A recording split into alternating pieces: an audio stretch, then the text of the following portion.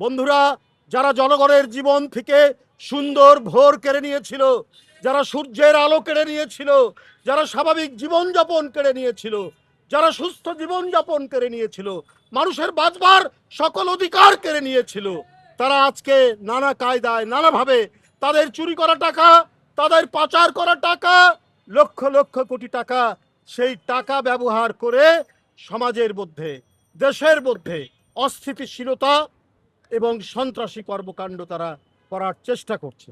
বন্ধুরা আমার, বহুদিন পর জনগণের শুভেচ্ছায়, জনগণের ম্যান্ডেটে একটি অবাধ সুষ্ঠু নির্বাচন, যে নির্বাচন শেখ হাসিনা কেড়ে নিয়েছিল, কেড়ে নিয়ে তার ভয়ঙ্কর দুঃশাসন এবং রক্ত পিপাসু সরকার গঠন করেছিল, তার বিরুদ্ধে জনগণের স্বতঃস্ফূর্ত ম্যান্ডেটের মধ্যে দিয়ে জনাব তারেক রহমানের সরকার, গণতান্ত্রিক সরকার, সেই সরকারের বিরুদ্ধে ষড়যন্ত্র চক্রান্তের তারা বেড়াজাল বোনার চেষ্টা করছে।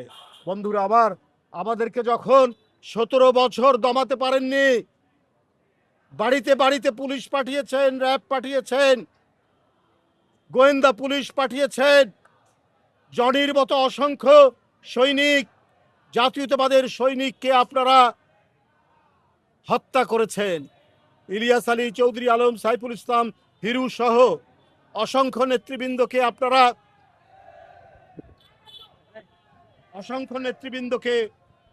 আপনারা গুম করেছেন।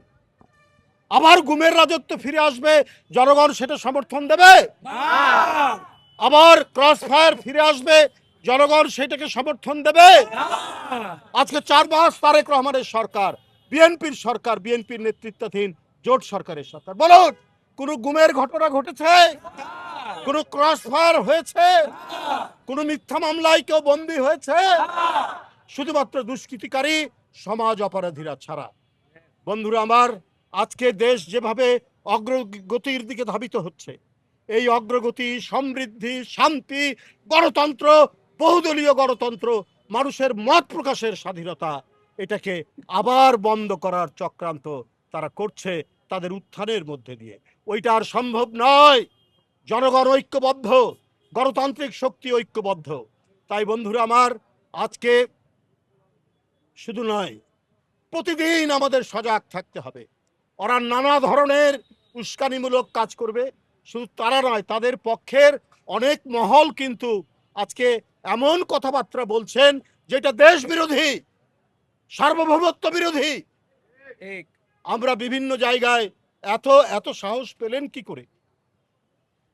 একটা মুক্তিযুদ্ধে 30 লক্ষ জীবন, 2 লক্ষ মা বোন নির্যাতিত হলেন, সেই জাতিকে আপনারা গোলাম বানাবেন না, দিল্লির কৃতদাস বানাবেন?